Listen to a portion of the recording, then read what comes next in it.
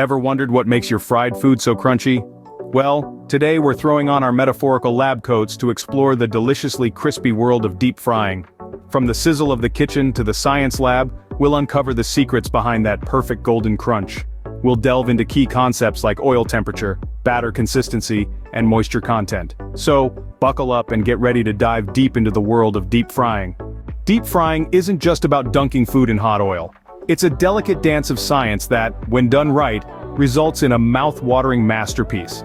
Let's break it down to its core elements: oil temperature, batter composition, and moisture content. First, let's talk about oil temperature. Unlike other cooking methods, deep frying requires a high heat, typically between 375 and 400 degrees Fahrenheit. Any lower, and your food will absorb too much oil, becoming greasy rather than crispy. Any higher and you risk burning your food before it's fully cooked.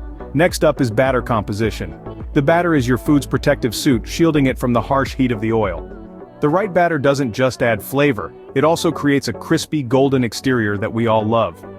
The secret lies in the ingredients you use, from the type of flour to the leavening agents. Each plays a crucial role in determining the batter's viscosity and ultimately, the crunchiness of your fried foods. Lastly, there's moisture content. You might think water and oil don't mix, and you're right, especially when it comes to deep frying. Too much moisture in your food can cause the oil to splatter, making it dangerous. But a certain amount of moisture is essential as it turns into steam, helping cook the food from the inside out. Now let's understand why oil temperature matters. Ever noticed how oil bubbles when you fry? That's not just for show. It's a visual representation of the oil temperature, a key player in the quest for the perfect crunch. Let's dive deeper. The ideal temperature for deep frying is typically between 375 degrees Fahrenheit to 385 degrees Fahrenheit. Why this specific range, you ask? Well, it's all about balance. Too low, and your food absorbs too much oil, becoming greasy and soggy. Too high, and the outside burns before the inside cooks, leaving you with an unpleasantly charred taste. But how does one measure oil temperature without specialized equipment? A simple trick is to drop a small piece of bread into the oil. If it browns in about 60 seconds, your oil is good to go. Maintaining the oil temperature is equally important. Adding food to the oil can cause the temperature to drop. So, fry in small batches, giving the oil time to recover in between. Remember though, every oil has a smoke point, the temperature at which it starts to smoke and break down. So, choose your oil wisely. High smoke point oils like canola, peanut, and sunflower are ideal for deep frying. Temperature is key, but what about the batter? What you coat your food in before frying matters a lot. Let's dive into the world of batter. This isn't just a mix of flour and water, it's a science. The batter plays a significant role in determining the crunchiness of your fried food. Different types of flour will deliver different textures. All-purpose flour gives a classic crunch, while rice flour tends to create a lighter, crispier coating. Cornstarch, on the other hand, can add extra crunch to your batter. Don't forget about leavening agents. These are ingredients like baking powder or beer that create bubbles in your batter. When heated, these bubbles expand, creating a light and airy texture that contributes to the crunch factor. Now, the consistency of your batter is also crucial. A thin batter will result in a lighter, crispier coating, while a thicker batter will give you a more substantial, crunchy exterior. The trick is to find the right balance for the food you're frying. Another key point to remember is that cold batter going into hot oil will crisp up faster, creating a barrier that helps the food retain its moisture. So keep that batter chilled until the moment you're ready to fry. Finally, consider adding seasonings directly to your batter. This way every bite will be packed with flavor, not just the food inside the coating. With the batter ready, it's time to prepare the food. Moisture and oil don't mix, right? Here's why that's important. When you're deep frying, controlling the moisture content is as crucial as maintaining the oil temperature. Too much moisture can lower the oil's temperature, leading to a soggy, greasy result. On the flip side, too little moisture can cause the food to dry out, making it tough and unappetizing. So what's the solution? Well, you need to strike a balance.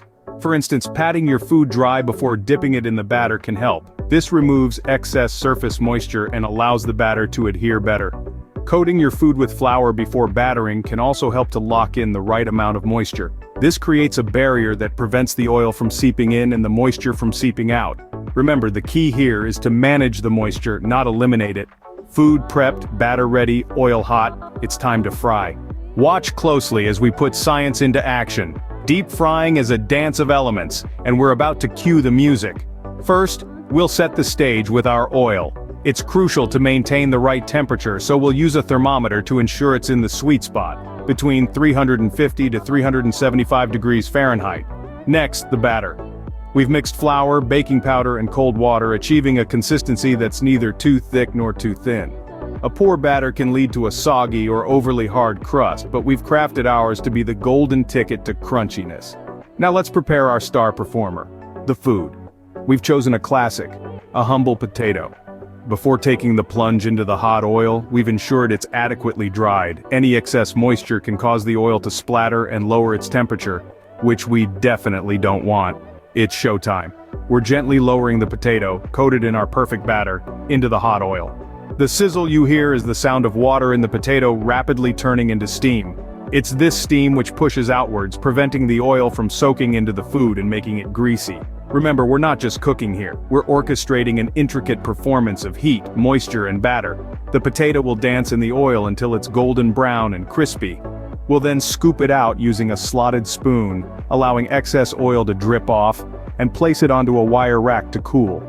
The wire rack is key, as it allows air to circulate around the potato, preventing it from steaming in its own heat and losing its crunch.